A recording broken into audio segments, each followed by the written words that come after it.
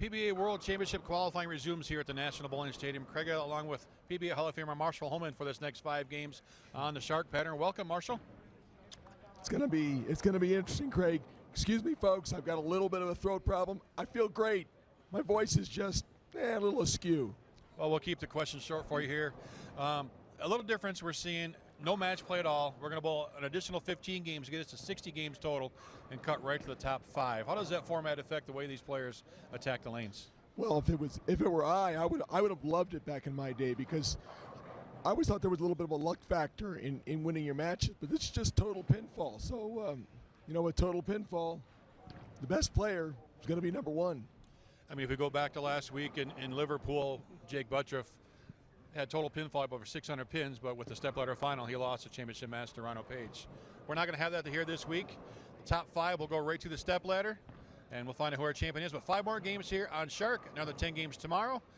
And it'll be a pleasure with Marshall here again in the booth tonight. We hope you all enjoy it.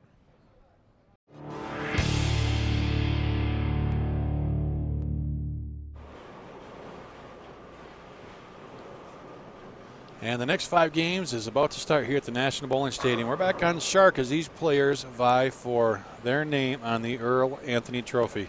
Craig, along with PBA Hall of Famer Marshall. Marshall, seems like only yesterday we were in Liverpool for US Open, and here we are in Reno for a World Championship. You're absolutely right. It was just a couple of weeks ago. And excuse me, folks. I feel fine. My voice is just gone. Yeah, this is a totally different bowling center. Totally different lanes. The scores are rather large here. Back in Liverpool, strikes were scarce. Yeah, we didn't see near the number of strikes, but these players are tuned in, dialed in. We've got the top 49 of the 195 players that started, and we're kicking things off here on Shark with Francois Lavoie, a former U.S. Open champion, the youngster Trey Ford, and another player we've really grown to enjoy watching here this week, Glenn Pederson. Strong release from this young man. I like his game. I watched him in practice, and very solid at the line, very strong, very athletic. I look for good things. Yeah, from Norway, one of 26 countries represented at the World Series this year. Truly an international event here in Reno.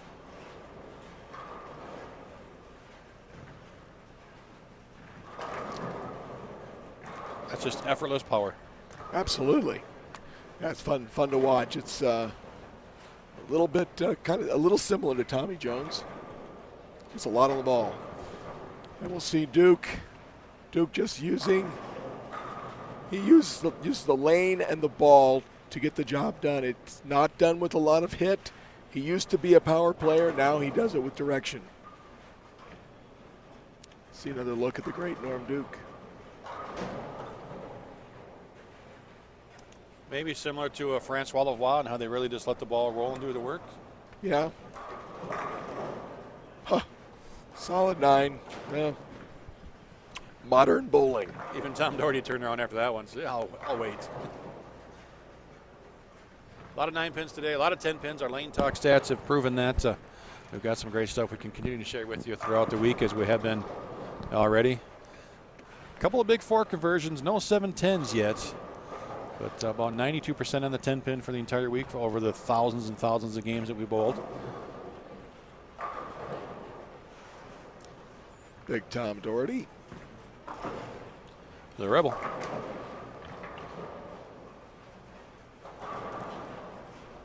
Tom will let you know how he feels. On and off the lanes. Nothing wrong with that, is there? Not a bit. No. Not a bit. In fact, there he is, even as I speak. I'm here. My voice is a little bit askew right now, Tom, but I'm working on it. Nobody's complaining about you. All right. That's exactly right. Everyone's happy. They're throwing a party. Marshall can't talk. What a nice guy, Tom Doherty. Women love him, pins hate him, and I'm not sure he's high on Marshall Holman's list right now. No, good guy. Tom's fine with me. Glenn Pederson, a little light. Well, how about Trey Ford this week? 17 years old. Made the cut. He's on one of the animal patterns. He's here making a deep run in the World Championship. Not a bad couple of weeks off school. That is absolutely amazing. Duke doing what Duke does. He just strikes a lot. can't wait for our Extra Frame fans to post my voice on Facebook. Actually, I can't wait. Please don't do it. Well, we'll have Marshall appearing at the Blues Club across the road later tonight, singing some tunes. He's got the voice ready. And oh yeah, yeah.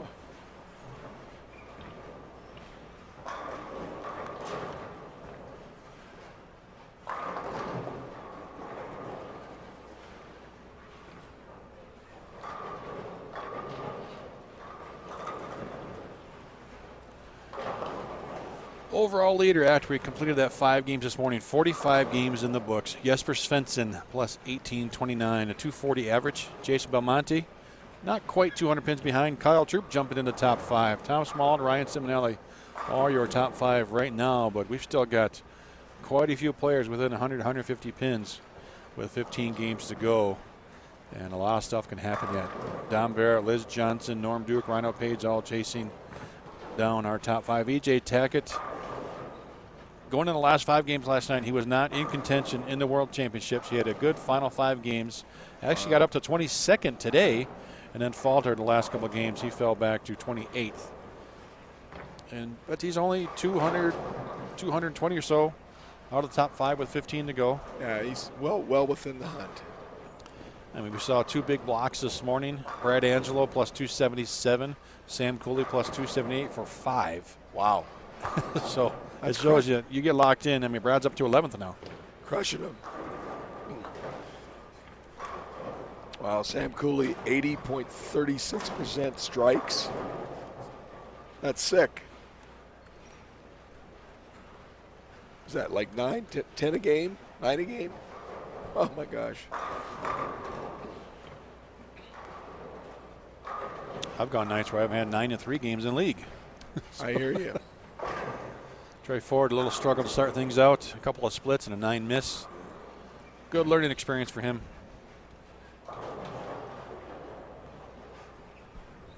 My gosh, Sam Cooley, that 278 over block this morning.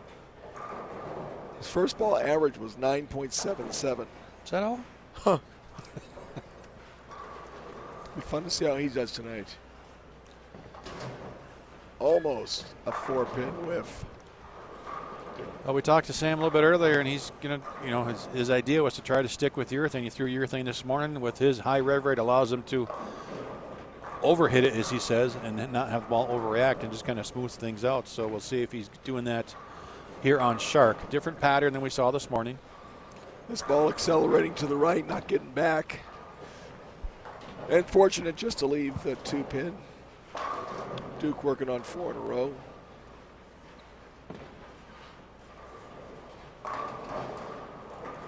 Beautiful.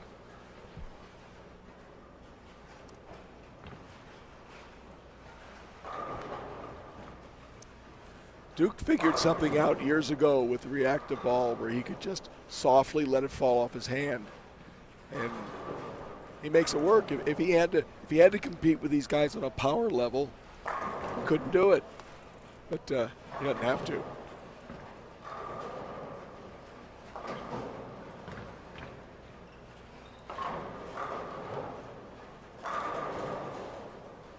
Yeah, we had another wily veteran this morning as we're watching Norm do it. Chris Warren, 300 this morning's block, still alive here in the World Championship. You know a lot about Chris. He's close to home for you. Well, he's from Texas, from the South, but he's now been living in Southern Oregon for quite a few years. So yeah, just about 30 miles north of where I live. Isn't that Canada? Almost. Southern Oregon. He's still a Southerner. He went from Texas to Southern Oregon. All right. We've been learning our geography this week, looking up all these different countries and where they're located around the world, and some pretty interesting ones. It's good to see the game being more worldwide.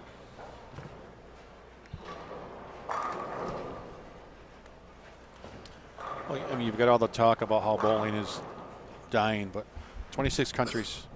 I mean, look at when this World Series started, 8 years ago, and the work that Tom Clark and the crew have done to grow it to what it is today. 195 players, 26 countries. It's an international sport, and it's all right here. Yeah, it really has grown so much internationally. Doherty finally gets his ball up to pocket, came in light, left the 2-pin. in the third and fourth frames, but much better there.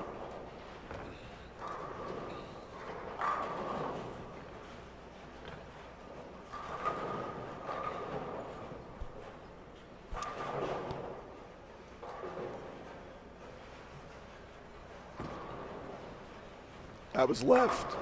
Boy, that ball held. That looked to be left off his hand. And yet it ended up perfect. Again, I apologize for my voice, folks, but it's I'm not feeling sick. I just borrowed someone else's voice.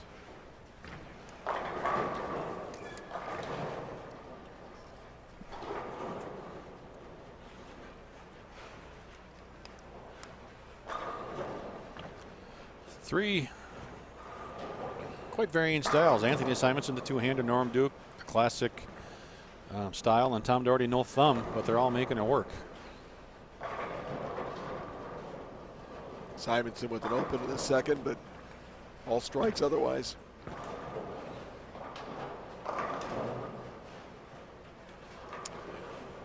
Good look at our bracket. PBA Shark Championships. Shota Kawashoa, the leader in qualifying through the front 10 games. He will take on Pascal Winterheimer in that opening match. And all of our brackets have some pretty interesting opening round matchups.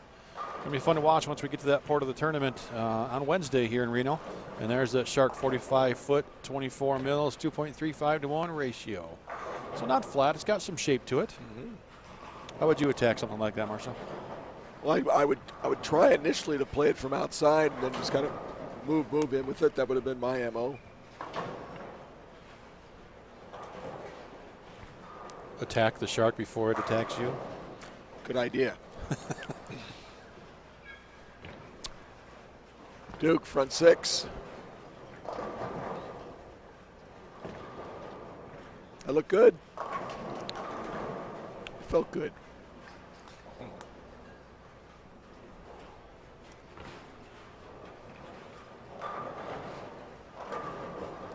See the open hand at release. He's not trying to put a lot of roll on the ball. He's trying to get it off his hand clean with good forward rotation. Well, there's another pretty good player in PBA history that had that open hand release. Pete Weber. Oh Always my gosh. like that. Yeah. Unfortunately, Pete not able to finish this week due to his hip. Yeah, he's had a lot of injuries over the last few years. Tough to see.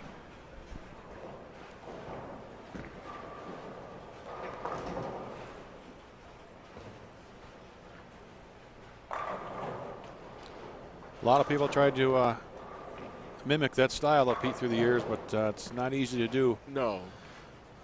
No, he's got the high backswing and opens up, and yeah, it'd be very difficult to try and copy that style.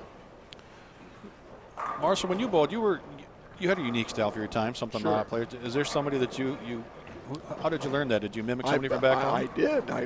Excuse me. I watched a very good friend of mine named Jerome Lee. He started out a little bit low, and so I incorporated that into my game. And I watched the best players locally and took a little from many different players, and was very fortunate that it worked out the way it did.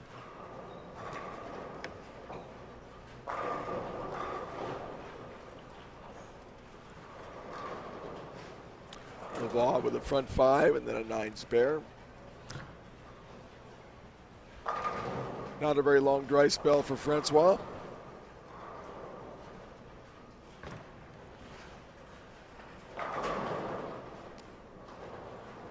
It's effortless power. As far as I'm concerned, that is the best kind. Sure. Well, and the number of games we're bowling here over these couple of weeks. I mean, we're at game 46 now in 7 days, and they're not done. Right. Yeah, 60 games. That's got to hurry. There you go, Norm. Marshall Kent also on the front 8. DJ Archer looking for his 9th consecutive strike. So we got 3 strings here in game 1 on Shark.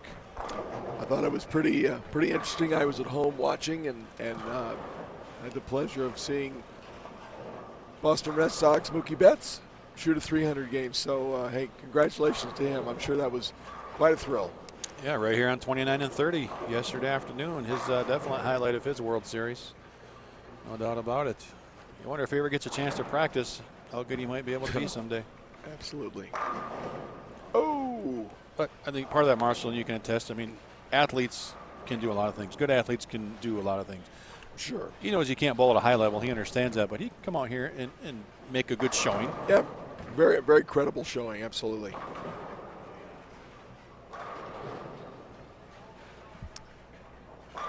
So our running total to the left side of the screen.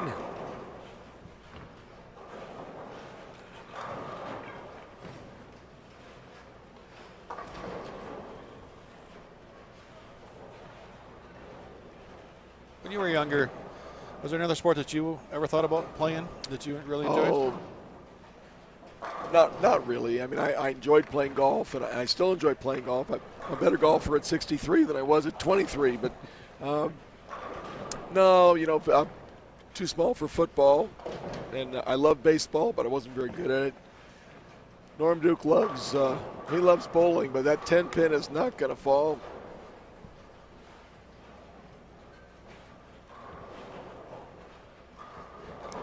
We'll watch the 6 pin, the second pin from the right. It'll just sit in the flat gutter and no bounce back.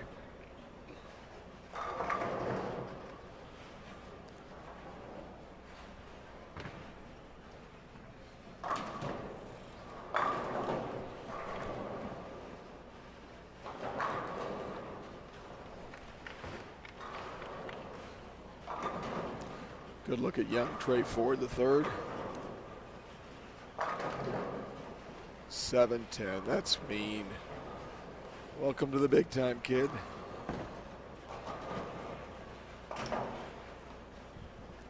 Obviously struggling in this game, but this is one of those that he needs to tuck in his back pocket and learn from. What should he take from a struggle like this? Patience. Got to be really tough. Lavoie with 5 in a row and a couple spares. Ford, it looks like Ford is using urethane, playing in a little bit. And he's made some bad shots, and then he made a great shot there and got penalized for it. We saw 3 or 4 7-10s at least on lane 25 in the opening block this morning. We actually had back-to-back E.J. Tackett, Thomas Barrady on 25 and 26 simultaneously.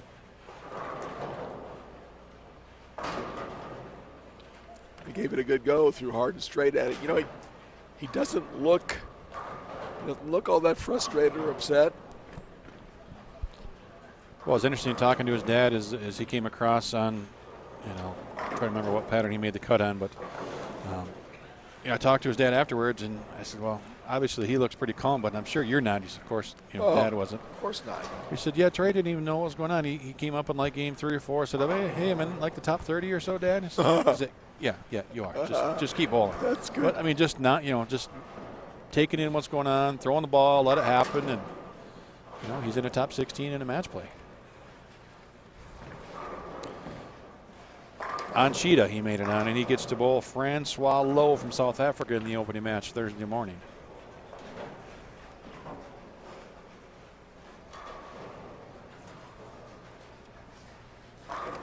He's got nothing to lose and everything to gain. Oh, he actually made a little run on Scorpion yesterday, too, and had a rough, I think, game 9 to knock him out. Marshall Kent, the other Marshall, still stringing him off to our left front 10. Wow. He's at plus 1155. What position does that put him in? In 30th. So 218, 241 behind 5th place. If he's going to make his run, he's going to have a lot of really big games because the scores are such a high pace.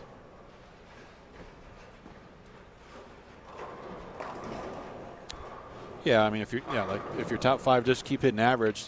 That means Marshall's going to have to average 255 the last 15 games, which is pretty tough order. Yeah.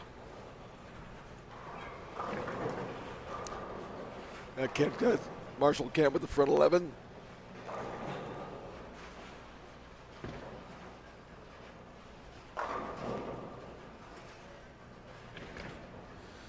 279 with a fill shot for Norm Duke.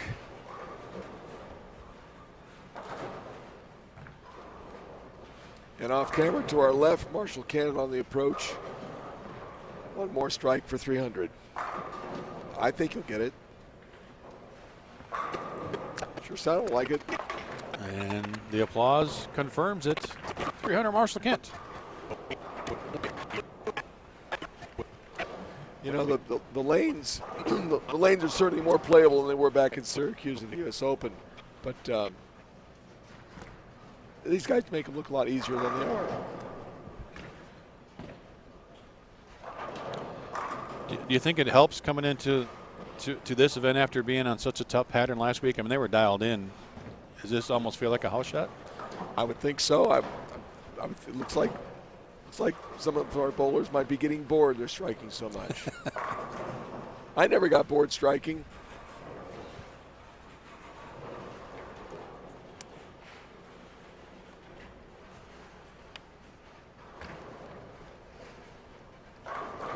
Doherty with a possible 248.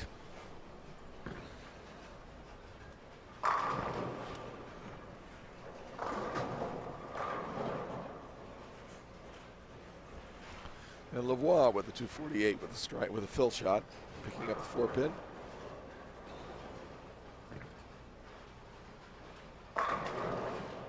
That's a big strike for Ford. You know, get something out of this game. My gosh, the best he can do is 155.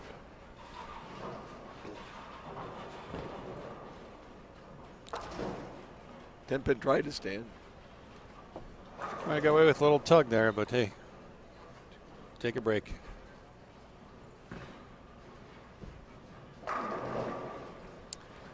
Doherty got away with that one. You can see shaking his head, but he's loving it.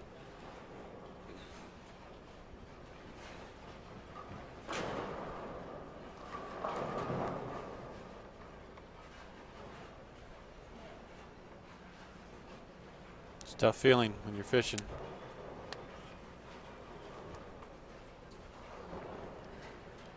Tough game for Pederson.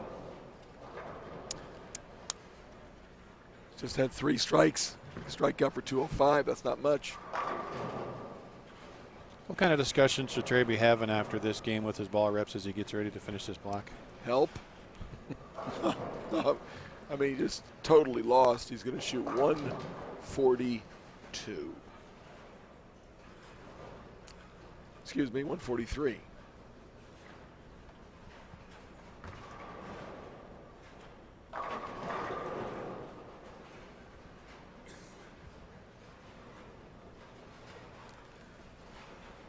Pederson trying to get a little momentum here. Not getting it.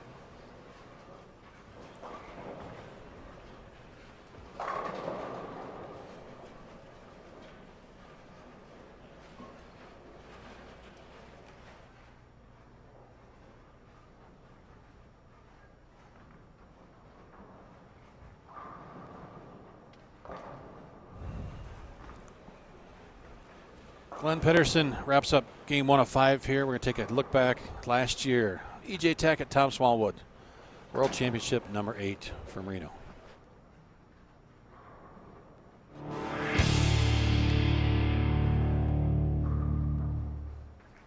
Needing only 1 win to capture the title. Right. And that's how you do it. His only coach, his dad. Well, we began this show with 4 major champions. The only one who didn't have one was the guy at the top of the step ladder, and that's finished. Not having his best day, he hasn't. When he needed it most. He can't wait to throw that last ball because he wants to run over and grab that trophy fast. Yes, Rack barely got out of the way. Thanks, buddy. Thank you so much. Yes, I'm over here, buddy. Thank you. Well, you have to be elated for E.J. Tack, but you have to feel for Tom Smallwood and all the hard work throughout the step ladder finals today. And, but it sure is a feel-good story for that young man right there. Yeah, you do have to feel good the way he came back. This was his tournament of redemption And for E.J. Tackett, his 5th PBA title, his first major, and the emotion that he showed between himself and his father, it touched me.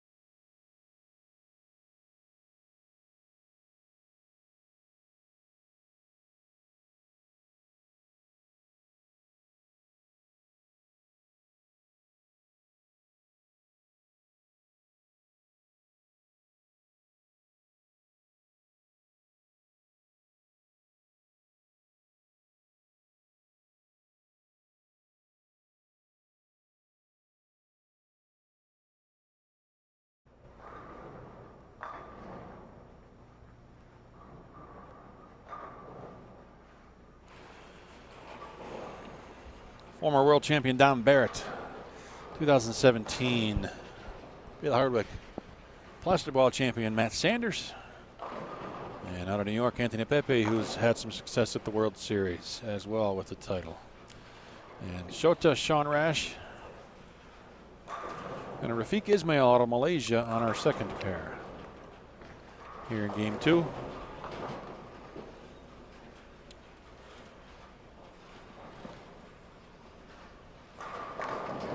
Rash playing a little further left than some of our other players.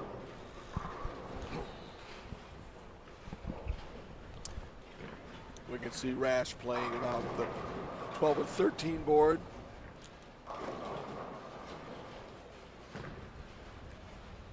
This guy's fun to watch. I've only seen him throw one shot. It was high and hard and beautiful.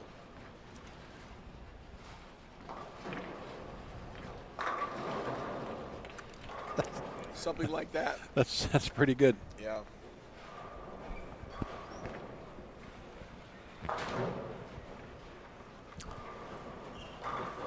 A lot of different styles in play here, and having success here at the World Series of Bowling. Guess what it comes down to is repeat shots and hit your target, huh? Yeah. Our first look at Dom Barrett in a second after we see Shota.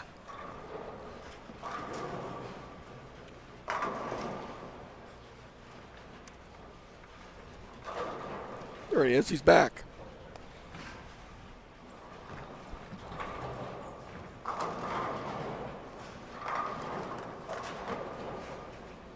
Soft 10.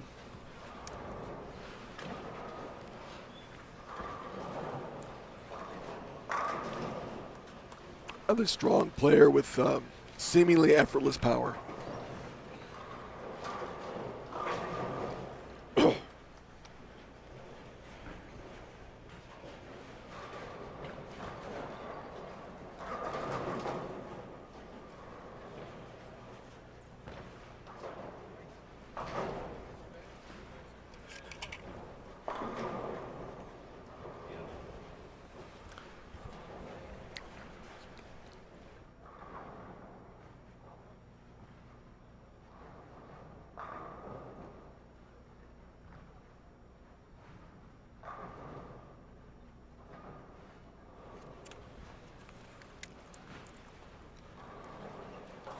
Anthony Pepe looking for his first strike of the game. There we go.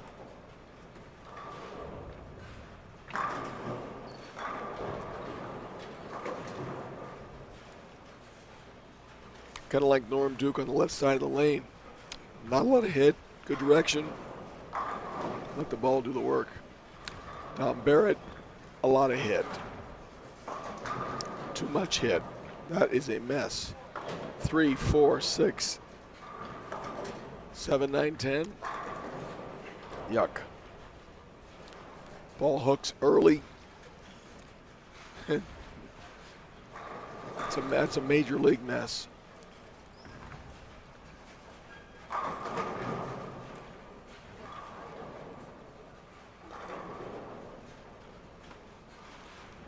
Rash working on a 4-bagger.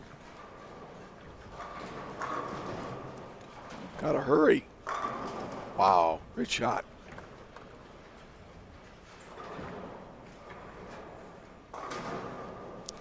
Just 8 out for Tom Barrett.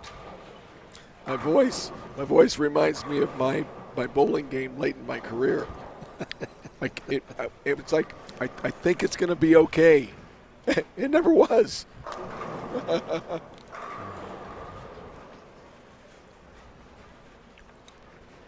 20 years old, the youngster from Malaysia.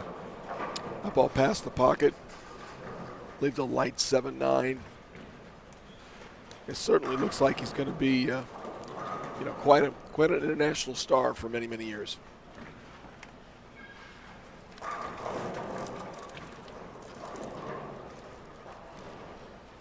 .210 for Shota.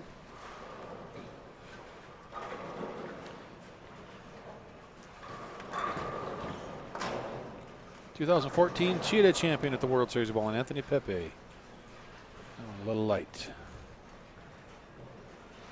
Is that Anthony's only victory? Yes. That's what I thought. Yeah. Yeah, not a full time. He's really into nutrition. He's doing a lot of personal training back home as a teacher instructor. So we saw him in New York. He's from New York. He bowled the U.S. Open last week, and now here at the World Series. But we talked to him, I think, yesterday, and we're going to see a little bit more of him back out here on tour now that he's, just kind of taking care of things at home and he's ready to get back out here. Excuse me, he's a nice young man. Shota with the conversion. That's pretty when it's done right. Wow, 480 over. He qualified #1 for the shark pattern. Yeah, 216 game one for Shota. And these two teens pace this game if he gets on his horse a little bit. Needs a couple strikes quick to turn things around.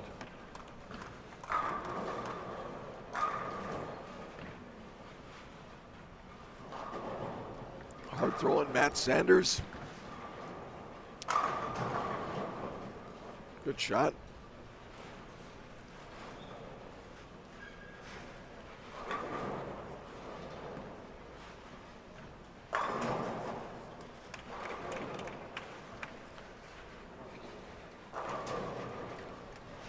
Poor little 7-pin didn't have a chance.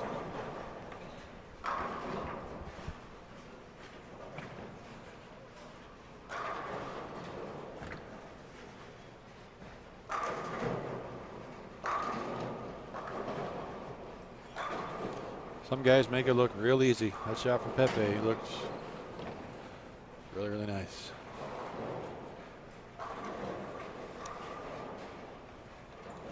Kyle Troop jumps on the pair that Marshall Kent just came off of. Troop was in third starting this qualifying. He's got the front 6. So I think well, maybe part of the pair. Part of it's the pair. And he's bowling well, obviously. Oh, yeah. Sean Rash, you were talking about the effortless power. He's definitely changed his game from when he came out. I mean, he was just a rip it guy. Yeah, he stepped on it. Now he's much more fluid through the swing. That's something you learn with age, or you're forced to learn with age? Well, I think he was probably forced to learn. You know, it's about survival out here.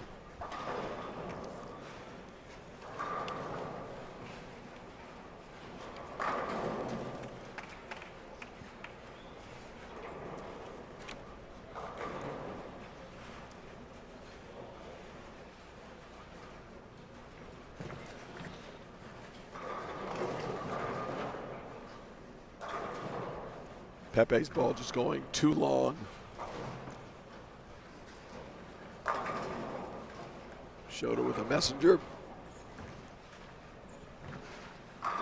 Barrett trying to get back after that wide open split. Good shot.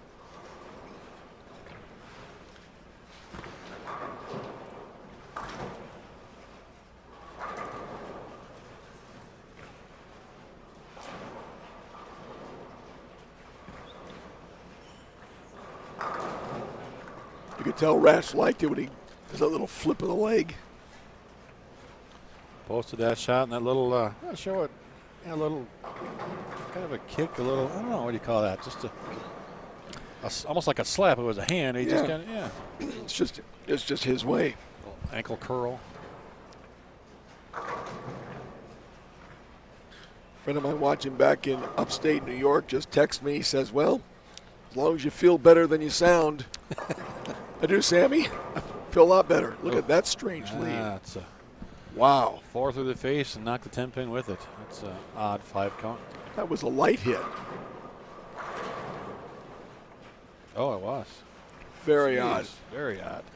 Basically, it's the 3, 6, and the 9 with the 4, 7 as company. Yeah, that's very odd.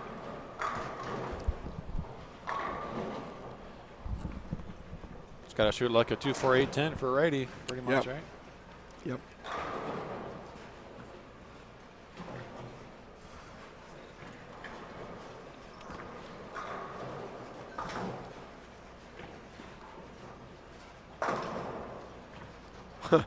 Let's throw it hard and see what happens, guys. One way to go after it. Yeah. Give him the haymaker.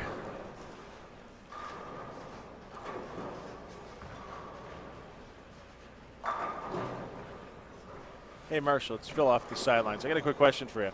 Matt Sanders won the Plastic Ball Championship, the Billy Harvick Memorial this year. And then, going back and forth now between that polyester winner and resin. What was the toughest thing for you when the ball started to change from polyester to urethane and then the resin? What was the hardest part for you to adjust with the change of those bowling balls? Well, it really wasn't very hard for me to change from plastic to urethane. But when we went from urethane to resin, that's when you had to take the lane and instead of looking at the heads, you had to look at the break point. And I never looked at the lanes properly, so it was a very, very difficult transition for me and one that, frankly, I didn't do a very good job of making. And pretty much put me in retirement. So you would think these guys would have to do the same thing, jumping back and forth between urethane and resin, as they're seeing some of these players use urethane out here. There's no doubt about it. They've got to change the way they look at the lane depending on what they have in their hands. Thanks, Phil. Thanks, Marshall. That's a good question. Good question. So as you mentioned, you didn't read the lanes properly. Were you more of just a field player?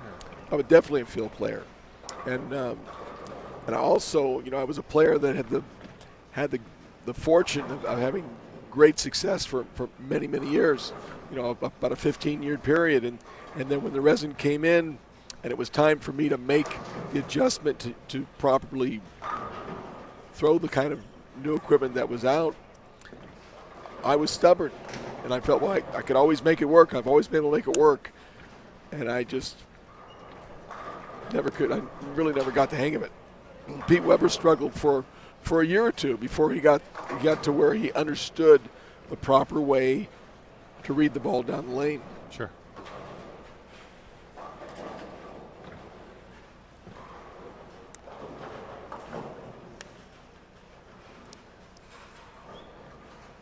We saw Sean Rash do that a couple frames ago. Now we see Don Barrett get to where they're going to throw the ball, and they decide just the very end, nope, doesn't feel right, not letting it go.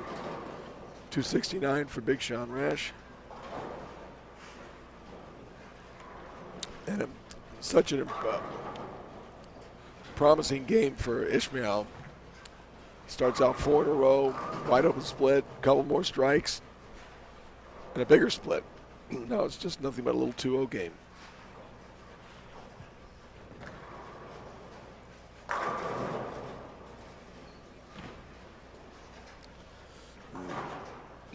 A lot of power. Oh, yeah.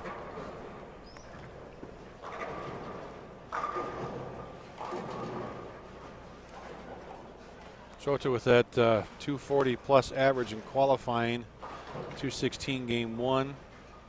Needs a double to try to get into the 230s here in game 2. Good looking finish.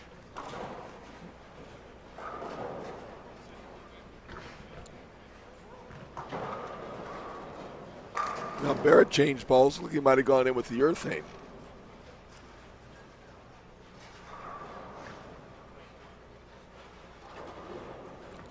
You got to respect Shota's years. He spent the majority of the time in the States. I mean, he's really the dominant player back home in Japan. I mean, he could just stay there and win everything, and he has won everything. But he said, no, I want to go to the States, and I want to win on the tour against the best in the world. So you got to respect that. Absolutely. It's good. It's good to have them here. It's good to have the players from so many different countries representing themselves and their countries. That was a little bit of good fortune. If you asked him, he'd say that was short. He cut it off a little bit, but got the ball down the lane. You didn't see that ball strike in Syracuse at the U.S. Open. That was through the face or left of the head pin.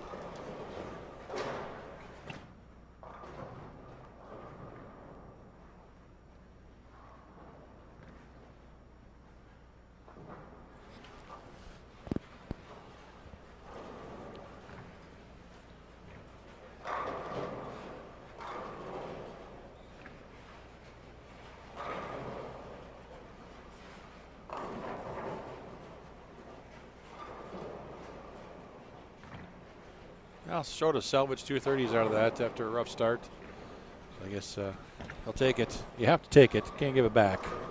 No, he's got to be happy. Very happy with that. And Anthony Pepe, he's making a game out of that. He's a lot of 9 counts, not very many strikes the first 6 frames, but can shoot 228.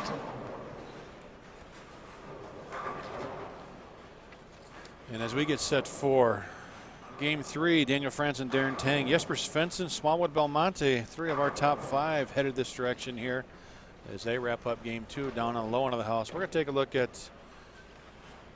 Wes Malott, Mike Fagan going the Wayback Machine in a former World Championship showdown.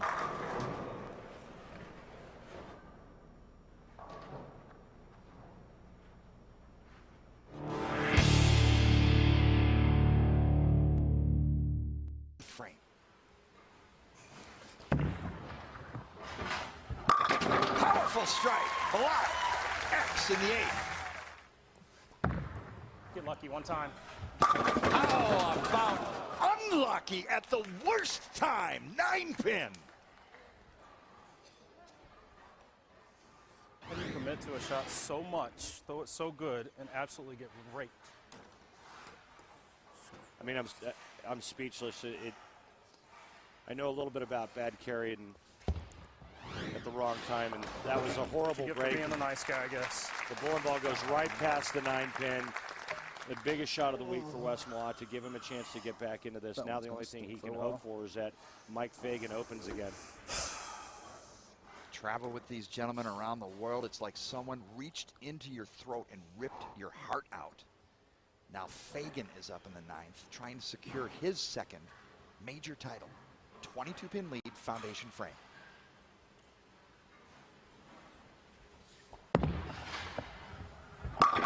Puritan, 6 kicks the 10. Puritan! He stepped up and threw the best mark he could possibly throw. It was 10 in the pin. He is your world champion. Fagan claims his 5th PBA career title and second major at South Point Bowling Plaza. He will hoist the Earl Anthony Trophy next. Mike Fagan hoists the Earl Anthony Trophy. Thank you to all my sponsors. Thank you, Storm Bowling.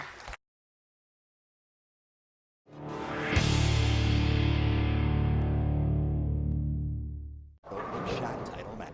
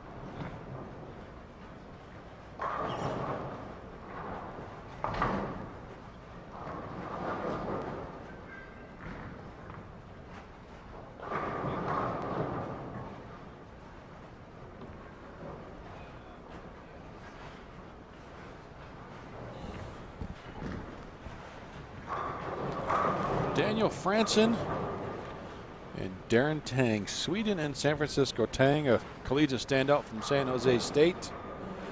And Franson over here at the World Series from Sweden. We saw Tang leave the 7-10 on lane 25, and did a lot of 7-10s on that lane.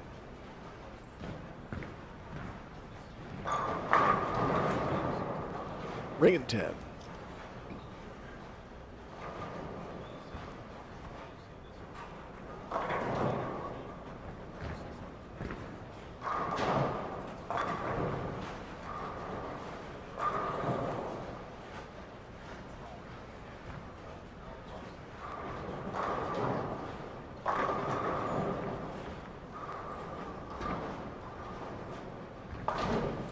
You got to have your striking shoes on for this.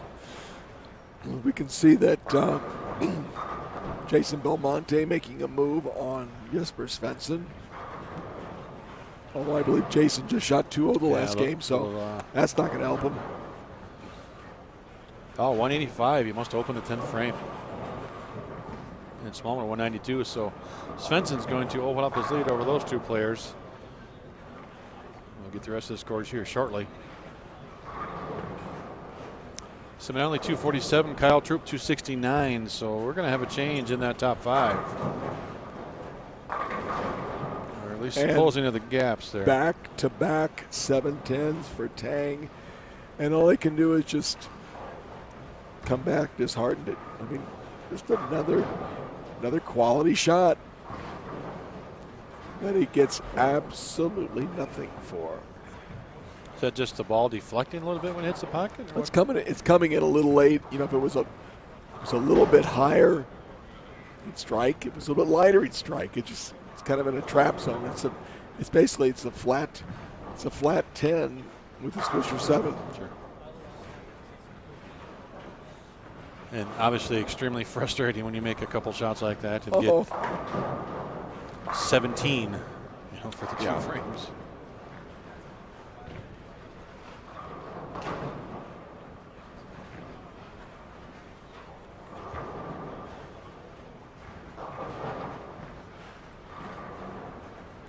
Franson was upset that he didn't strike in the 3rd frame, left a solid 10.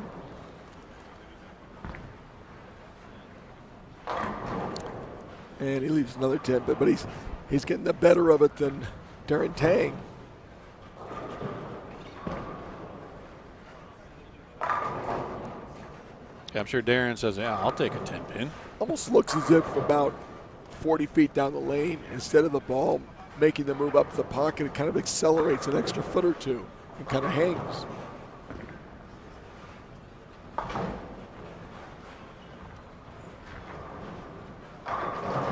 So more surface to try to combat that? That's one way to do it. More surface, less speed. I think under these circumstances, more surface would make sense.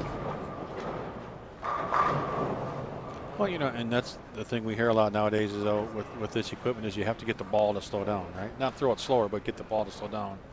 So it does read that spot and not do, like you said, not accelerate off the pattern. And we just saw Jesper with still throwing urethane, but a very, very aggressive urethane, very dynamic core. And that new urethane ball he's got. Darren Tang almost another 7-10. He comes back going, this is ridiculous. See the 10 pin, the last one to fall, smashed out.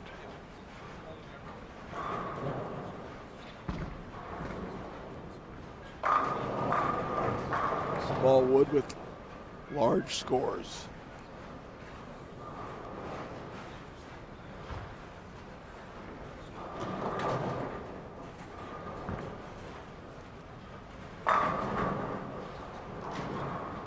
Small wood falling tall lumber.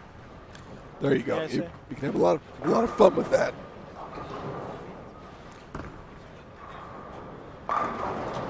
The extraordinarily unique style of Jesper Svensson. He just pulled the daylights out of that ball and it never moved. It just held pocket. That's what he likes to do. He likes to use urethane. He likes to throw it hard. He doesn't like to give the pocket up much. And when he strikes, it's frightening.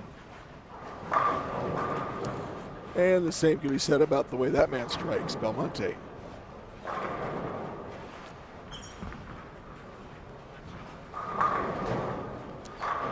This is an infuriating game for Tang.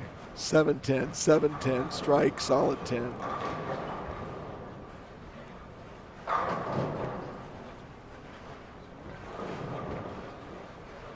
Yeah, it just looks as if the ball isn't quite capturing the back end properly.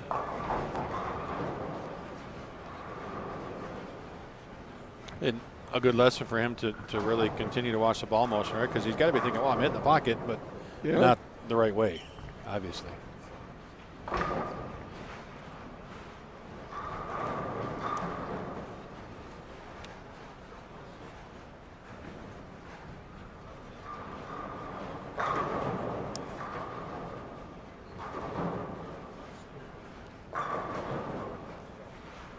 We use the term matching up so often in today's game.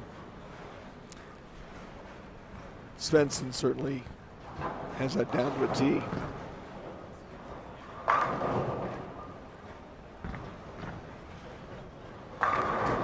You like that better than the last shot?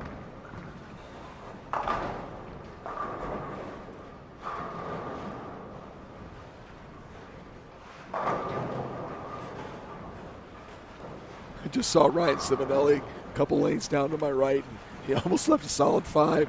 He's throwing the ball so hard.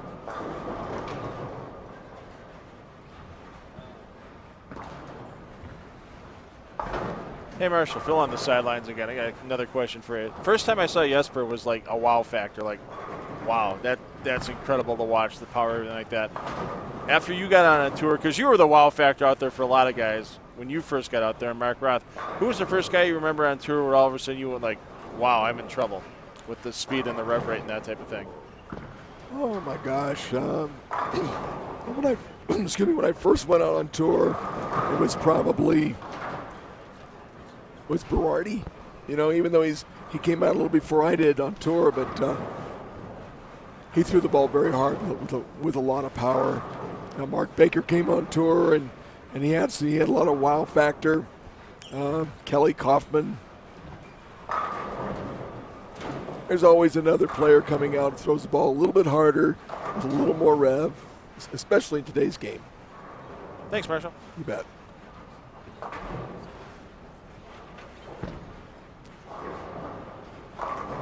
Smallwood coming off a big 4 in the 3rd. Back at the strike. And to me, that's the fascinating thing is, I mean, you go back 20 years, you thought, wow, there's a lot of powerful guys out here, right? 10 years later, it's more powerful. Now, I mean, it's just, now if you don't have a 450 rev rate at 19.5, 20 miles an hour, you're a stroker. I mean, it's hard to compete. You know, I don't diminish what I did, and certainly not what Mark Roth did. But it was just the two of us back then. You know, we really had the game to ourselves for a number of years, where we were accurate enough with speed and power to really take advantage of the tour.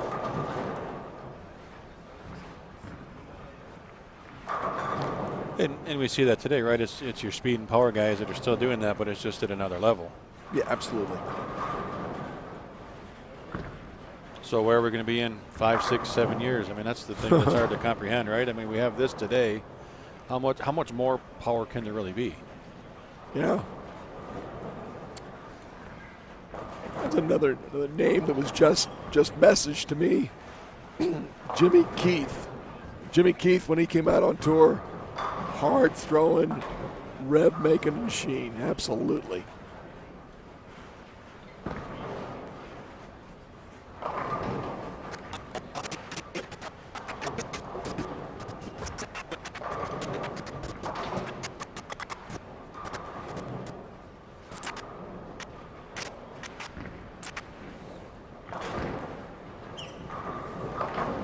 Did you ever get a chance to cross paths with Rudy Kazamakis? A little bit, yeah. There's a little bit of power in that game. Rudy revs, he was fun.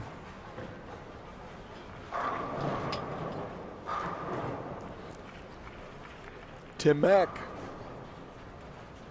another big power player. Yeah, really one of the first big international travelers from the States. He's spent, I forget the numbers we talked a while back. He's competed in over 50 countries. Yeah. And won in over 30 countries. Not just 30 titles, but won in like over 30. I mean, that's amazing. That's unbelievable. And he's really committed his entire career to traveling the world, growing the sport, and working with, you know, some of the teams from the Middle East there. And he's enjoying watching his players that he's coached have some success. Kind of a proud papa moments here we watch him. He's a good guy. He's here. just had some surgery, some very, very significant surgery on his knee, and he's getting better. But tough to walk right now. But I guess maybe there's kind of an example. We're just talking about the power. He came from, I mean, he was a linebacker for Penn State and a bowler. Obviously, you're big and strong, and, you know, we're not seeing, you know, a lot of linebackers out here, but it shows you the difference in the game, right? Somebody that comes from something like football and becomes a bowler, how powerful you can be. You know, the mentality and just the brute strength. Yeah, he had it.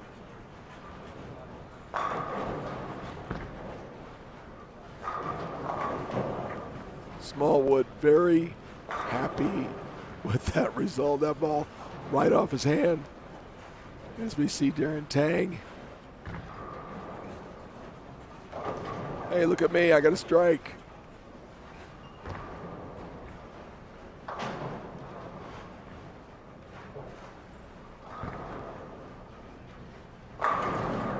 And almost another 7-10 on 25. These guys are almost 1,000 pins behind our leader. That's got to be tough.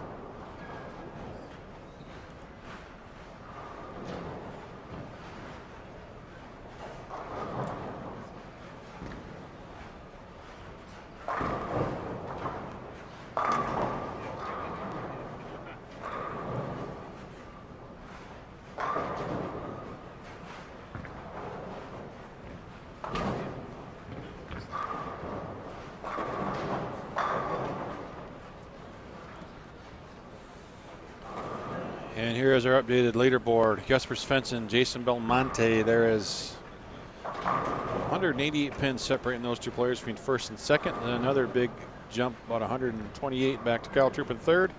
Ryan Simonelli, almost 100 pins behind that. And Tom Smallwood is fifth. Matt Sanders, Matt McNeil, Bill O'Neill, Sean Rash, Brad Angelo round out the top 10.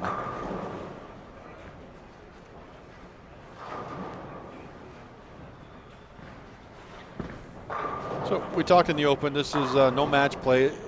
Do the players approach it different because of that without the bonus pins? Or just I don't really think so. I mean, it's just it's bowling. You know, just trying to knock down as many pins as they possibly can, and yeah, the ones that have it going, it makes it that much more difficult to catch them. Sure.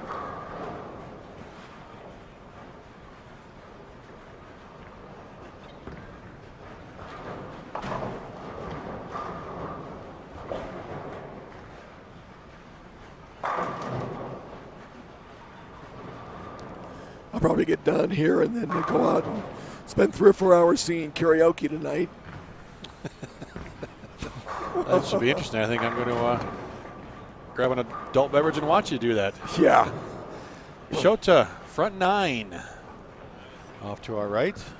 And Richie Teese also with the front 9 off to our left. You have a favorite song you like to sing? Not tonight.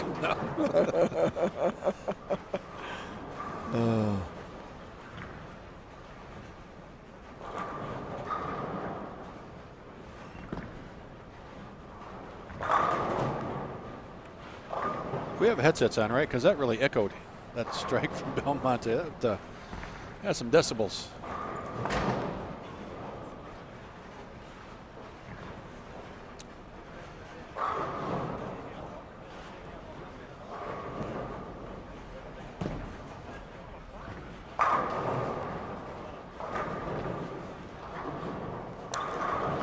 Last year in the World Series of Bowling, Svensson got it going and it's just not fair. When he gets to striking, his moves. I think his moves are very minimal across the house with the urethane going very direct. He's the only one to make it. The only one that can make that work. And I'm sure players were saying that to you and Mark back in the day as well. It's not fair. Look what these guys are doing. They're killing us. I suppose so. How is your good friend doing? Did you get a chance to see him He's last week? better. Yeah, we got a chance to visit back in Syracuse last week, a couple weeks ago. It was great to see Mark and his wife Denise. My buddy's doing better, and better is always good.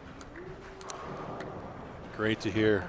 And Richie Teese did polish off that 300 to pick up 100 to the plus. But he's a little too far behind. He needs a lot more of those. 820 behind the number coming in, or of the leader. But yeah, so, good luck. Yeah. Well, 3 or 4 more 300s.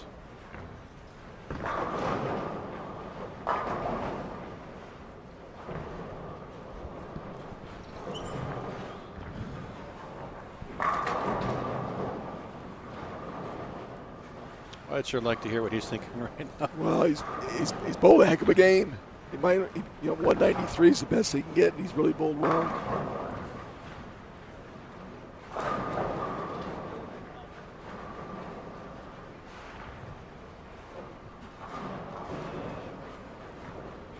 There are no bonus pins, but the same thought process applies. The people outside the top 5 are trying to get in. People that are inside the top 5 trying to distance themselves as far away from that 6th position as possible.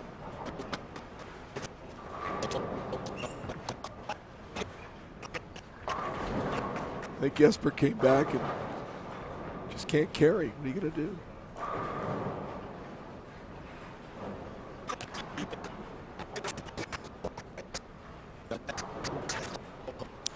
Expectation is important when you're on the approach. You have to expect yourself to succeed. Jesper Svensson really personifies that.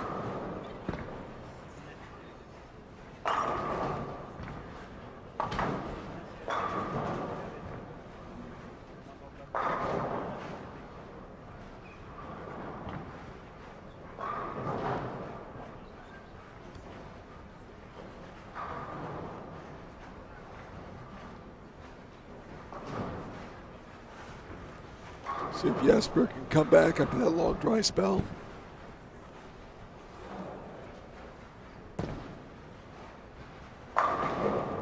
And back-to-back flat 7s.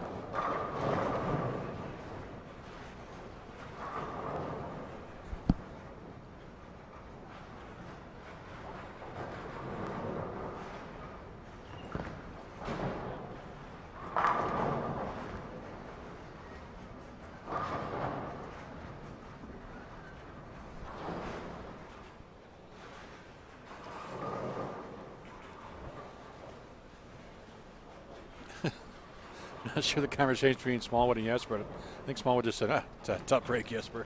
Another 7. Yeah, I'm feeling for you, buddy. With a good exchange smile. Yeah, hard to get sympathy when you're on top. No kidding.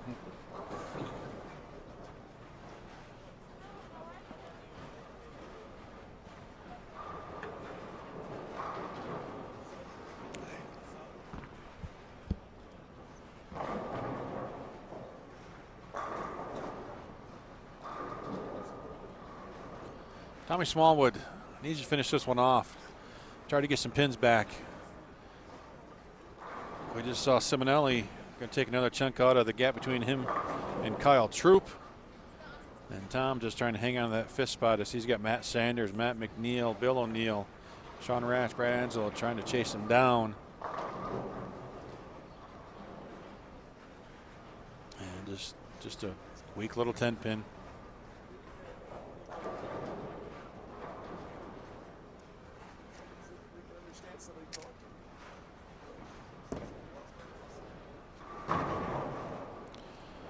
And just more raw power from Jesper Svensson.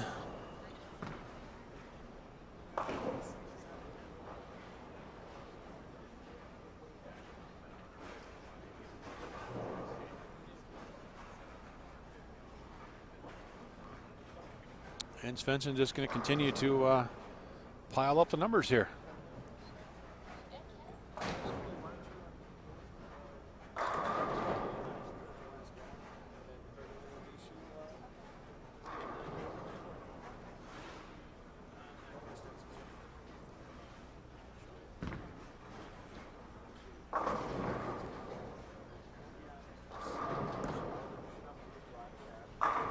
Wow, that looked like 7-pin all the way, but he got away with one again, I think, just a little bit. So we had 240s for Jesper.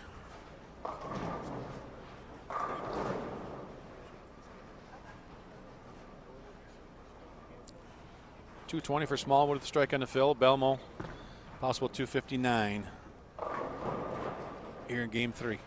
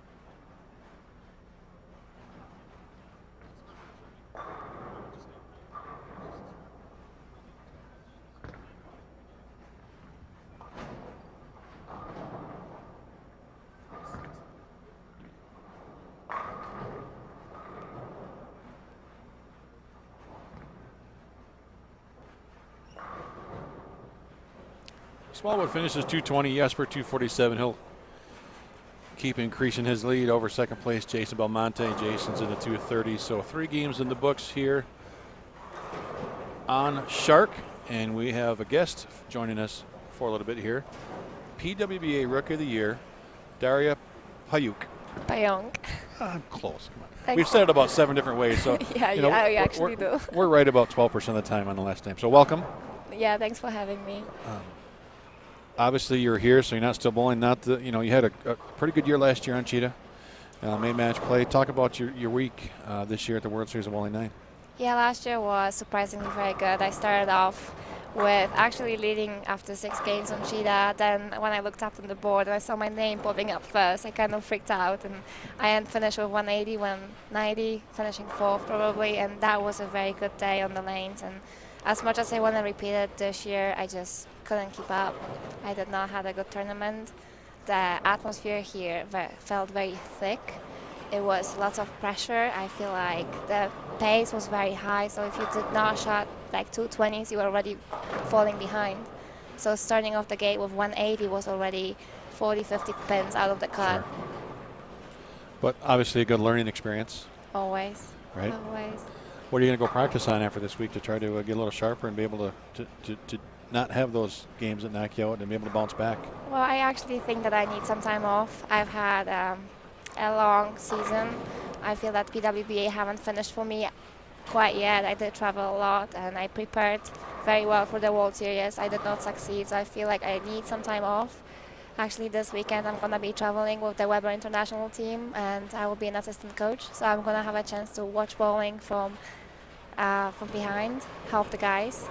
And I will go from there. We'll see. I will listen to my body and my mind.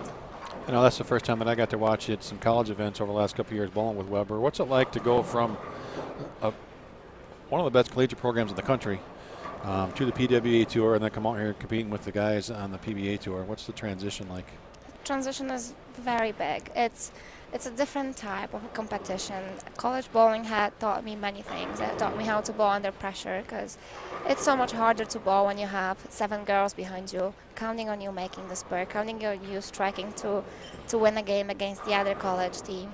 So it's a different type of an experience, yet the pace is very different. You don't really get to throw so many shots. You have to learn how to read the lanes quicker.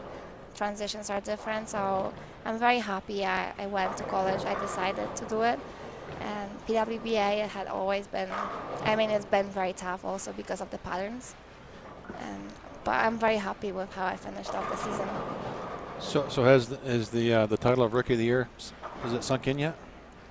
Not sure. I'm still very excited when I think about it. That's been a goal for me when I attended the tour. It didn't look very bright the first few events. I did very bad, and I was falling behind on the points against the other girls, but I came out with that win. In Detroit, right? Yeah. Yeah. I did win in Detroit. So, and in that Rookie of the Year battle against one of your former college teammates, how was the back and forth with that? It is quite heartbreaking because me and Verity live 5 minutes away from each other. Not anymore because she moved out, but we were practicing together all the time. I was seeing how much work she's been putting in for her game, and taking away the title for her and taking away the Rookie of the Year reward, it really hurts. You cannot really enjoy something as much when you know that somebody else is actually heartbroken, somebody you're so close to. Sure. So it's always bittersweet. We're in game 4 with Chris Littleshutter, Chris Vi, Richie Teese. Richie Teese just shot 300 the last game. And Daria, you got your first year on the PWA Tour under your belt. An international player from Poland. What's next? You talked about a break, but what's next on the horizon for your tournaments? I'm going to be going to Europe in January. I'm actually going home in December. I will take some time off, spend Christmas for the first time in 3 years with my family. So I'm very excited to get to see all of them. And in January, I'm going to be touring in Europe, and I'm going to be going to Sweden, Finland, and Germany to bowl the European Bowling Tour events. After that, I'll come back to the States and start getting ready for the PWBA. Oh, your dad used to travel with you quite a bit, didn't he? Is that right? Yeah. Is he still traveling a little bit, or is he staying home? Yeah, they do travel with me whenever they have a chance. Now that we don't see each other so much. Last year, they were with me at the World Series, which was a very good experience because they could experience what I do on tour. And they haven't been to any of the PWBA events, but they will be with me in Europe.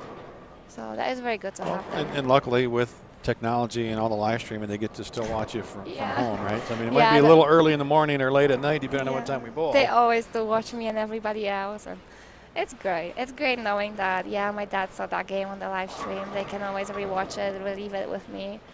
It's very cool. I mean, compared to a lot of ladies on the PWA Tour, and even compared to a lot of the guys out here, you have a pretty high rev rate. Where did you develop that? I get that question a lot, and there's not really an answer. I think it goes down all the way to where I started to bowl when I did not really have too much knowledge about the sport. Not too many people know I'm the first generations of bowlers in my country, which means that when the first bowling center was open, we had no coaches. YouTube wasn't big. Facebook wasn't big. I don't even think Facebook was in '99. No, I don't think so. So we didn't really get a chance to see too many good bowlers because the bowling was not even on TV. So we were self-taught, and all I realized is that I can make the ball hook. So the more I could make it hook, the more exciting it was. Sure. So I was trying to do everything to develop a rev rate, which I really feel I developed it myself. Probably in the wrong way, using too much shoulders and too much my head and upper body, that I had to relearn how to do it the right way. But ever since I was probably like 13, I could rev the ball quite a lot. So how did Coach Dell and Coach Randy find you? How did that work to end up at Weber? I think I found them. Yeah? Yeah, there was one of the tournaments that I bowled, and it was, I think, European Youth Championships in 2008. And that's when one of the very, very good coaches, Sid Allen, he approached me and he said, there is some college program called Weber, and I think you should attend. I think you have a chance for a scholarship. And ever since, I had in the back of my head that maybe when I graduate high school, maybe in 4 years, I can go and pursue my dream of bowling on the team and to my bachelor's degree. So 4 years later, I ended up in Florida, and I'm here ever since. Awesome. That was definitely worth the risk and the trip to do that. So who do you like to watch when you're out here? Is there somebody that you enjoy just watching their game? Yeah, I actually enjoy watching a lot of bowlers. I'm very happy there's a lot of friends from Europe over here that I haven't seen in quite a long time, because I haven't been bowling for Team Poland in a while. We haven't had too many events that I could participate in. And it's great to see Norwegian players, Swedish guys. It's great because I used to bowl with them in Europe, and now it's been a few years since I saw them bowl, so it's great. Yeah, we're really enjoying seeing some new faces here, as well as Daniel Franson and Darren Tang. We both watched both of them struggle the last game on the live stream pair. Now they both have the front seven, so Whoa, a new pair and a big change. What did Connor just do there? Connor just picked 2, 4, 8, 10. That's quite exciting. Now, did I read this right? A year or so ago, you just recently shot your first 300, is that right? No, my first 300 I shot when I was 16. Okay. And I shot it on the Polish Championships. The Detroit, I shot my second 300 in my life, but it was after a very long break. So that was my first 300 outside of Poland. That just amazes me that that was even possible for as good as you throw the bowling ball. That it's only your second one. Yeah, that was my second one. We don't really bowl much on house shots back home. We only bowled on sport patterns, and then in college I didn't really bowl too many individual games. Plus, I don't really think I was good enough to, because 12 strikes in a row is really not all that easy, you know. Oh, I know. Trust me, I know. So when I shot my first 300 game in Detroit, that was very exciting. One thing I like to watch, and your Facebook page, because you are just a dedication to yourself for practice on working on your physical game and everything, but you also post those videos so other young players can take a look and see what you do, how you're practicing, what part of the body you're working on, whether it's your shoulders or your footwork. Closing your eyes the last 2 steps of the line is one of the videos you did a couple of months ago. If I tried to do that, I'd throw the ball in the gutter practically every time. Yeah. Where do you get some of these drills from that you post on your Facebook page? And for those of you looking for it, I'll spell it out for you. It's DARIAPAJAK for her page on Facebook, and she puts out a bunch of amazing, short little instructional things on what you're doing. Where do you come up with these ideas? I don't know. I just go with the flow. I never really have in the back of my head like, okay, I'm gonna go practice. I'm gonna do video on this and that. It just happens with the. I bowl, I'm like, oh, I'm going to work on that. I might just as well put a tripod, record the whole practice, and maybe I'm going to use that to put up a video together for everybody else. But closing your eyes in the last 2 steps, what did that work on for you by doing that? Yeah, I'd be afraid, like I said, I'd be afraid of busting gutter caps and throwing out of bowling centers. Yeah, it is something to make people realize that bowling is not about aiming with your hand to the target. So what I was doing, I was having a very nice practice session with 2 very talented bowlers, and I was trying to teach them that bowling is not about aiming, it's all about body angles and about just lining up to your target. So I was like, I can tell you can make that 10 pin without your eyes open. So we worked on that. First they would close their eyes with like last step and then 2 last steps. It's Jim Callahan. His Oliver Diary's chair swinging around. Thanks, Jim. Yeah. Michael Jordan did that a couple times in basketball games, closed his eyes for the free throw, right? So it's just muscle memory. It is. It is about seeing things that aren't seen. So once you close your eyes, you still have to see the lane, you still have to see the arrows, and you still have to see your target. It's mostly to train your brain, train your muscles. It's just kind of a cool thing you can do from time to time. Well, and working out at the Kegel Training Center down there in Florida with all the coaching and the different tools they have, that's got to be huge. It is. It is. It definitely had changed my game all around. It made me the player I am today. And I hope I'm going to just keep getting better, because with as much knowledge as there is in this place, it's unbelievable. I'm so happy I got the opportunity to practice there. Kegel is the place that every bowler would dream of being, and I was quite lucky that I can practice there almost every day. Yeah, I got to take a tour last year. Andros Simone gave me a tour of the place last year, and it's just fascinating. It is. I mean, just a playground for bowlers, right? I mean, it's totally, and it's constantly developing. They're constantly working on new technologies that are more and more and more surprising. So I got a chance to test some of them, and it's exciting to see how much bowling really, really grows and how much there's more knowledge about the sport than there was years ago. Well, it's always fun to listen to you talk about the game, and that you're a student of the game and want to continue to grow, and that's that's going to be key to further success. So thank you so much for that and for taking time to join us here in this 4th game. as we have a change in leaderboard, and we'll get to that here shortly. But best of luck to you in the future. Next time you're in San Antonio, I want a lesson, okay? Of course, not a problem. Thank you so much. Thank you very Pleasure. much, Daria.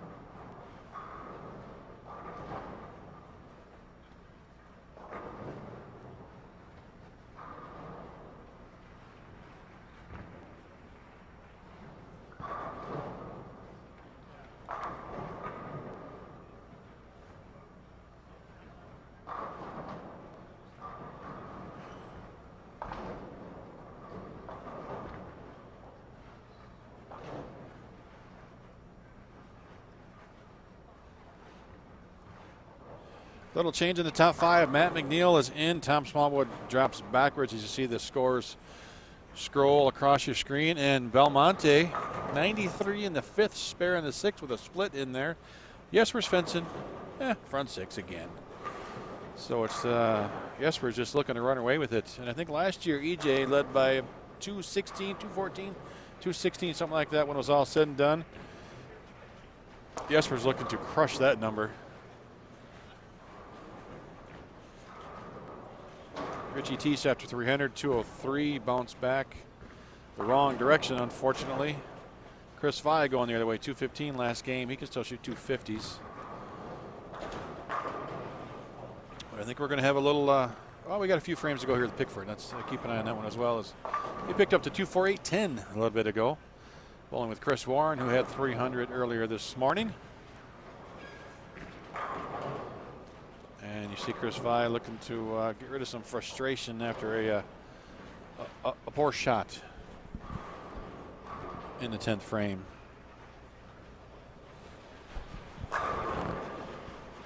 Chris Warren looking for 5 in a row as Marshall Holman and his beautiful voice are back. That hurts. But he comes back smiling. Chris has always had a great attitude. He reminds me a lot of me, except he doesn't remind me anything of me. Nothing. I'd be ready to eat nails. 9-pin. Maybe that explains the voice. Too many nails. That's exactly right. I think I've scratched my esophagus. That's it. They've got some new softer nails coming out. I'll have to start eating them instead. Teflon coated. There you go. I don't know if they still do, but back in the day, Chris Warren's nickname was Squeaks. And now that's my real name. That's right. Rim shot. Give me a rim shot. There we go. I think the Laugh Factory at the Silver Legacy does have an opening on their schedule later this week, looking for an opener for their... Yeah, good. Connor Pickford, 279 the game before this. And with that 2.4810 conversion, in the third, can shoot 276. Long way behind, but positive vibes. Good finish, you know. Keep the head in the right place. Yeah. And Jesper Svensson for an 8. Oh my. Yeah, another ho-hum. He just keeps on striking.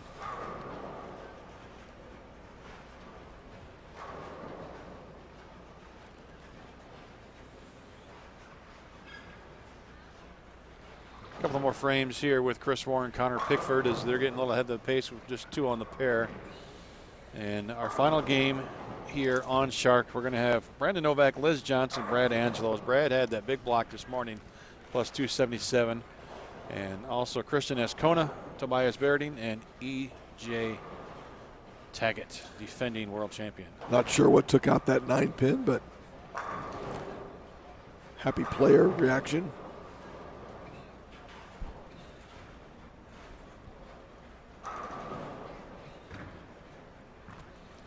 Looks like Chris Warren is using urethane, going pretty hard and straight.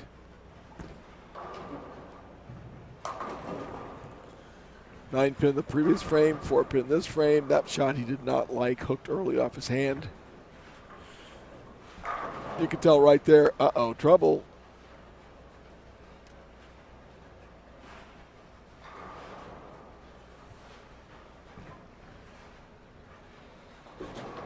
We had a nice view of his 300. It was down another 4 or 5 pairs. And you can really, from this angle, see how he creates all the power with his lower body. I mean, obviously small of stature, but the legs are big in his game and gets that, you know, gets that good push away. And he can't be more than 140 pounds, but a ton of power. Yeah, I think 140 pounds. I'd take the under. It's interesting just to see how, you know, Wes Mlott, bigger guy, real smooth, doesn't need to really get the big push off of the legs as Chris Warren does for that power. More than one way to get it done. We're seeing a lot of styles here at the World Series of Bowling, and a lot of styles having some success.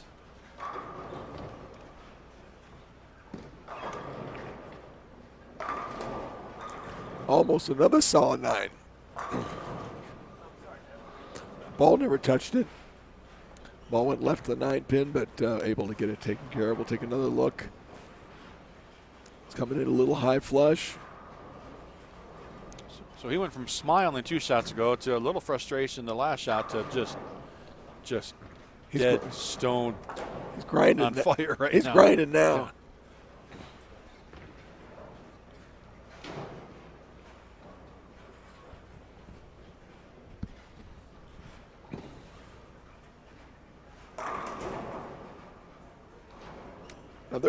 Another shot that they're all just a little bit high. But, fortunately, everything falls over. Watch, the ball won't touch the 9-pin.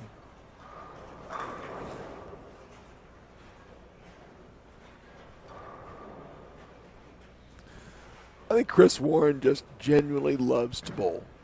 I mean, he's 50 plus and out here competing and doing great.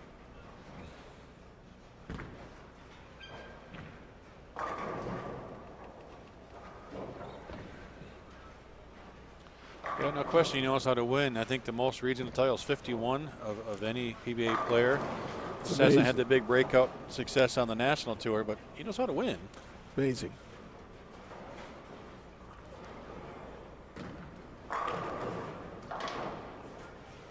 But to your point, I mean, if you got 51 regional titles, you don't win them all.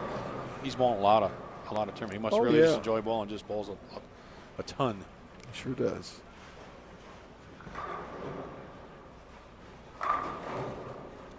Connor Pickford won the Roth-Holman doubles with Anthony Simonson a couple years back.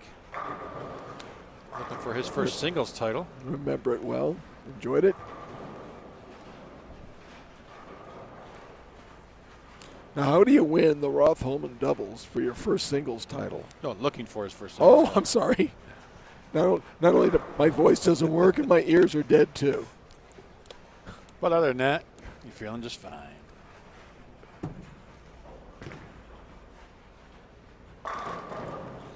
You know, Connor over the last year or two has really committed to, you know, his fitness. I mean, Yeah, he lost some weight. 40, 50 pounds. Yeah.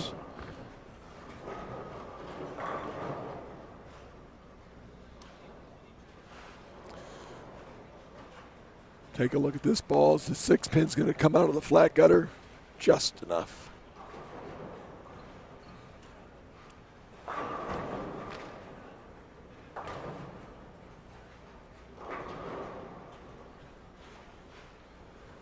Two different styles, two different ways to get it done. Chris Warren throwing that urethane ball, the hot cell, and we've got an Alpha Crux here for Connor. So two totally different piece of equipment, but a very solid ball game. 279 last game, 276 this game. That's going to make you feel a lot better. I mean, he was, excuse me, I believe he was in last place all the way down 49th. And, you want to move up. And he's up to 45th, and he's going to make a charge and get himself a little credibility. Well, you get within 320, 330 of 5th place with 11 games to go. Let's try to make up some ground. And that's, I guess, another part of this event, right? I mean, you got to sometime realize, look, I'm not going to make a TV show. Yeah. I can move up, make some more money, but learning experience, right? Now he knows he can do it. Absolutely. I like this threesome, Novak, Johnson, and Angelo, because three more diverse games you'll never see. Liz is kind of a textbook, up and at 'em kind of a player. Angelo likes to get in and swing the ball, and Novak's arm swing is everywhere. Yet he's a very good player.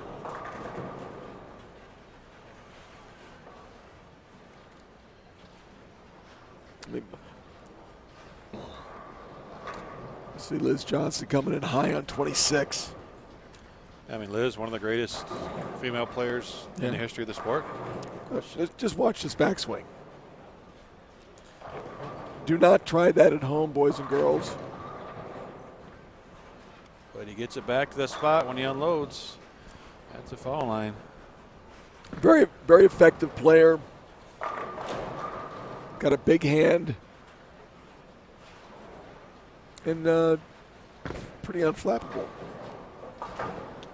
Yeah, had a big breakout year last year here at the World Series. Not the success this year. I mean, he's in the World Championship. I'm not sure if he made any of their animal patterns. Did he? We'll check on that. But, obviously not quite the success. But, you know what? He's still here. He's still competing. And gaining valuable experience. First look at E.J. Tackett. He's pretty well back in the pack as well.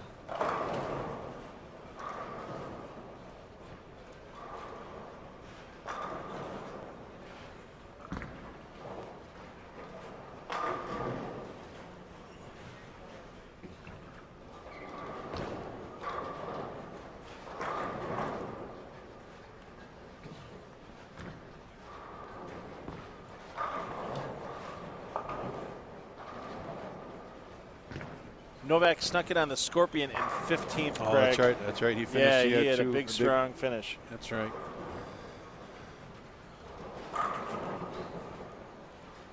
Big finish, and Daniel Franson had a not so good finish. Let a couple players sneak in there at the end of that block late last night. Yeah, last two games, 258, 266 for Novak. Wow. Yeah, he's not afraid to strike. Not at all. And when you get down to the last couple of games, that's when you really have to just trust your game and not get ahead of yourself, not think about the ramifications of making a cut, getting into the brackets. You just have to just keep fighting. How long did it take you to kind of realize that when you were bowling before? You know what? You just got to see what happens and not press. I was very lucky. I got up to a very fast start. Bowled well my first year, and really just rode a wave of confidence for about 15 years.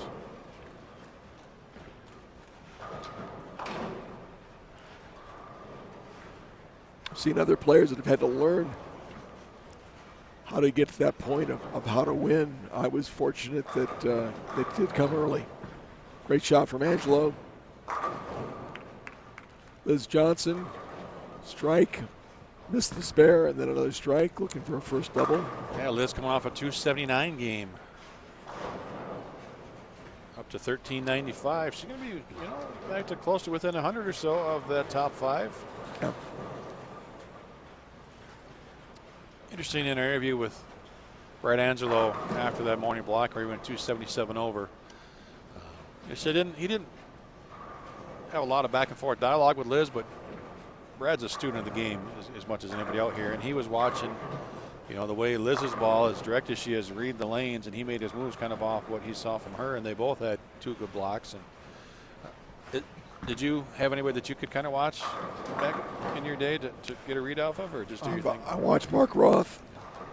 Mark, excuse me, Mark and I were not on the same squad, so he'd be bowling and I'd be coming in and watching him. I'm not so sure that he paid much attention to what I was doing, but I sure as heck watched him.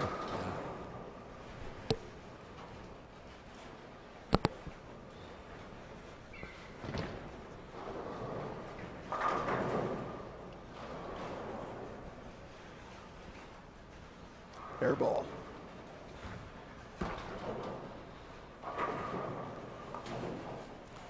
That's a spare shot of frustration. 7-10. Oh, we saw that earlier from EJ. He had some momentum going. He got in. He got up to even 22nd and then just caught a tough pair. Had the 7-10 on lane 25 and then a couple of 10 pins and just fell back. Hard to have that short memory, though, right? And just forget that stuff. Oh, very hard. I mean, you look at what he's done, back-to-back years in the championship match here at the World Championship, and now he's just struggling to try to stay alive and have a chance going into tomorrow's next, final 10 games. Yeah, he's a real long shot right now. Solid 9, and then there wasn't.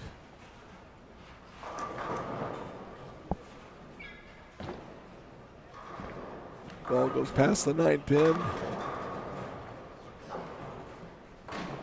Gets a little help.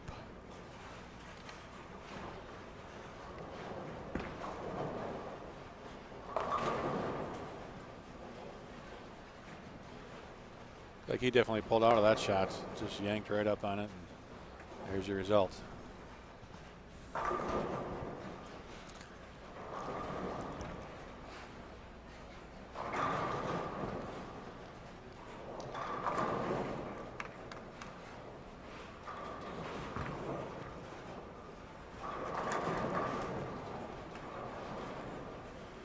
Hard throwing EJ Tackett.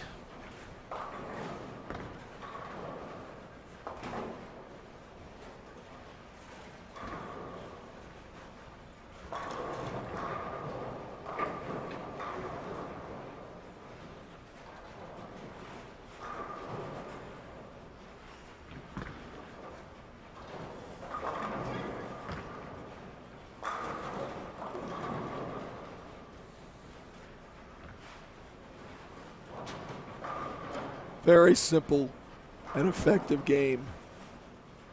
Certainly at her best from the first to second arrow. Been a great player for many, many years.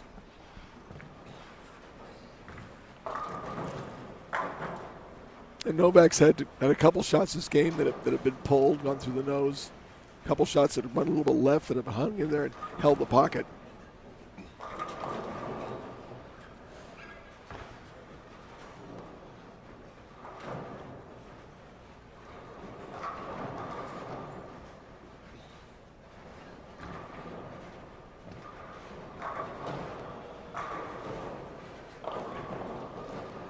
Jesper had a 197 pin lead after 48 games, which was going in that last game over Jason Belmonte. Didn't see how he finished off. He had a big string to start. Obviously that lead's going to increase.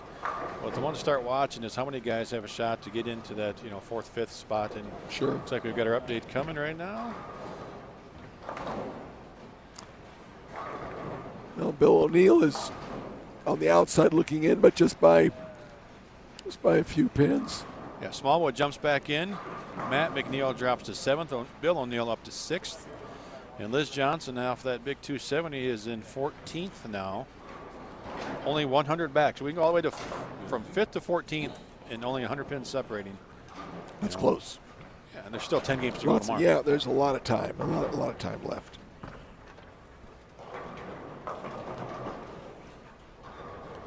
Let's see what Jesper ended up shooting that game.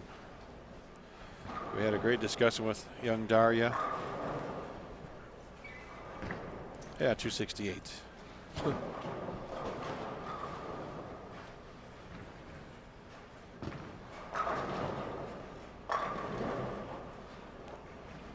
So we were just talking about Connor Pickford. He jumped up to 41st, back-to-back 270s. But, you know, these players here, these bottom 10, 15, you know, or even 20, really have no chance to make the top 5. What is it they need to do tonight and tomorrow to find the motivation to come in here and really compete?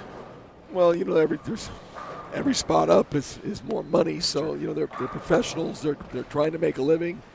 Plus, you're trying to keep some momentum for future events. So it's important not to get down, to try and keep yourself, you know, in the now, not worry about what happened in the past or what you might project for the future.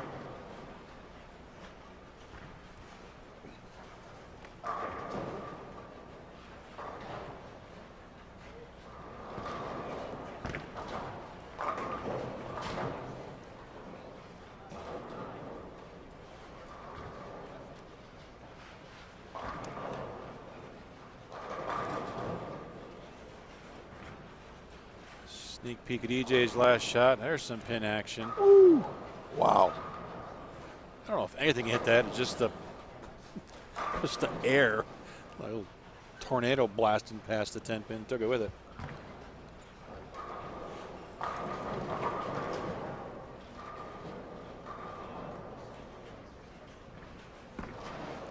Christian Ascona had a solid year on the regional tour down south. A couple of wins. I think 3 this year. As another player came out of Weber University, Ulster Team Puerto Rico. I hope his family is doing well in Puerto Rico. They had a devastating hurricane.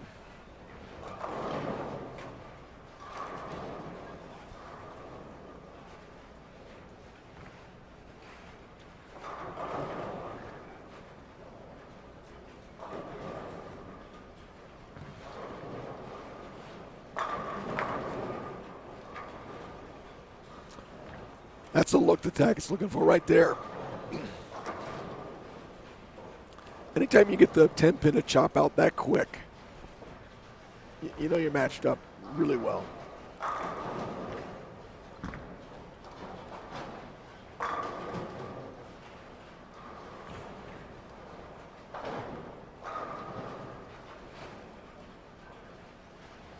Stylish player. EJ's 260 out of the top 5 right now with 10 to go. Is there a chance? You bet. There is for him. Yeah. But it's a long shot.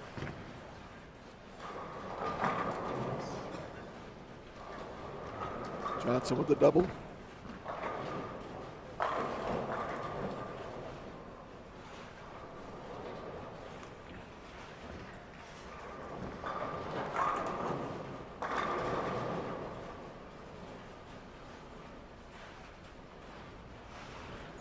Brandon Novak, double, bad shot, 3 in a row, bad shot, 3 in a row.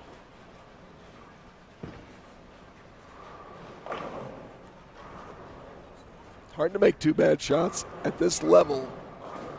Can still have a chance to 250.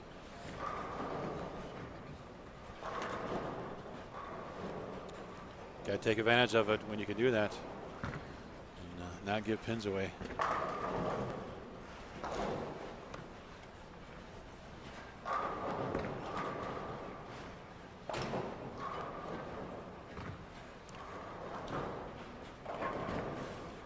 Kind of game you'd expect from Brad Angelo. He's got a couple of doubles, a lot of 9 counts, and then 3 baggers. Got a chance to shoot, I believe, 230 or 240.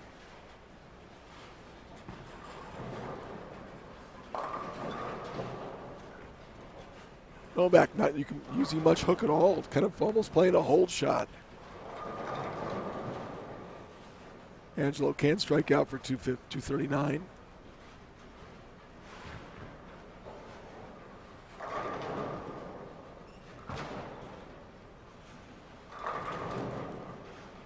And there's a 7-10 on lane 25. That's not a shock. Tom Doherty with the rough block here this afternoon, but how about Marshall Kent after 4, 1079. Wow. Up to 12th.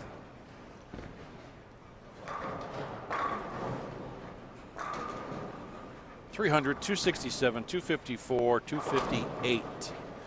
Where is Marshall Kent now? He is on 9 and 10. And we will be talking to Marshall Kent on our Facebook Live once this round is completed, so Extra Frame viewers, get on your Facebook page once we're done here, and you'll hear Craig Elliott host a press conference with that aforementioned Marshall Kent.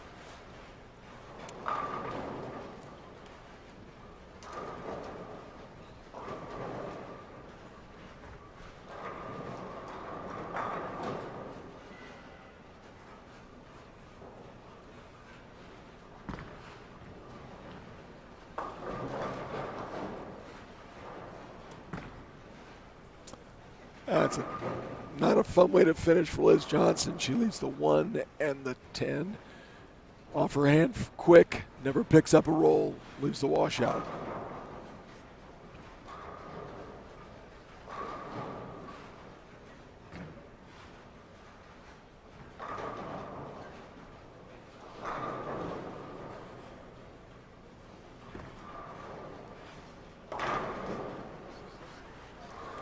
Liz was nice enough to give me a couple throat lozenges earlier today, so I hope she makes this. That a girl, Liz. Don't tell me being nice to people doesn't pay off. Or maybe it's just she's a great player. I'll go with the latter. But she is nice. I was doing some video work the other night following Liz around, and she left a 5-7 on one shot on the Chameleon. She just turned back, looked around, she goes, got a bad break. Went up there, just made it. Like, no problem. Okay, here it is.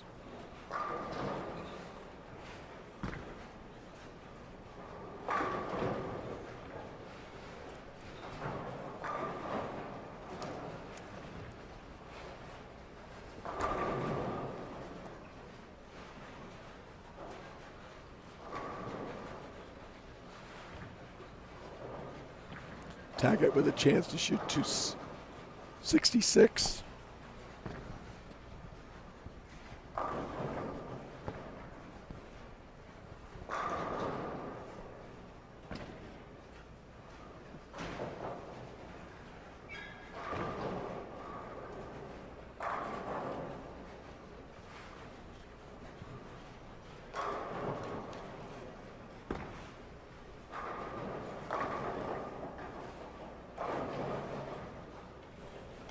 Interesting.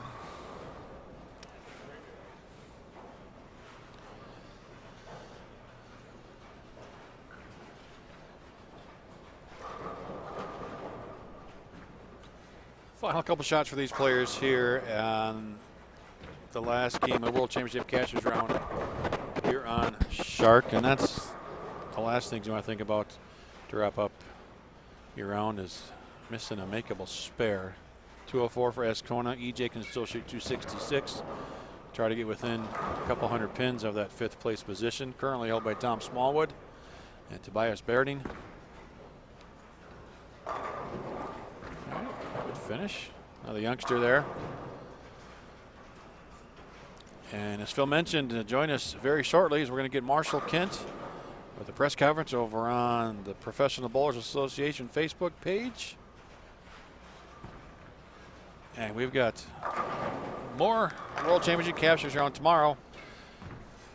And hopefully my voice will be back. Let's hope so. Get some rest, Marshall. Yeah. Thank you for making it here and getting through the round with us. My pleasure. Thank you. And Cheetah Championship qualifying here at the World Championship tomorrow, 4 p.m. Eastern, 1 o'clock local time. And final shots coming up right here. Thanks for joining us.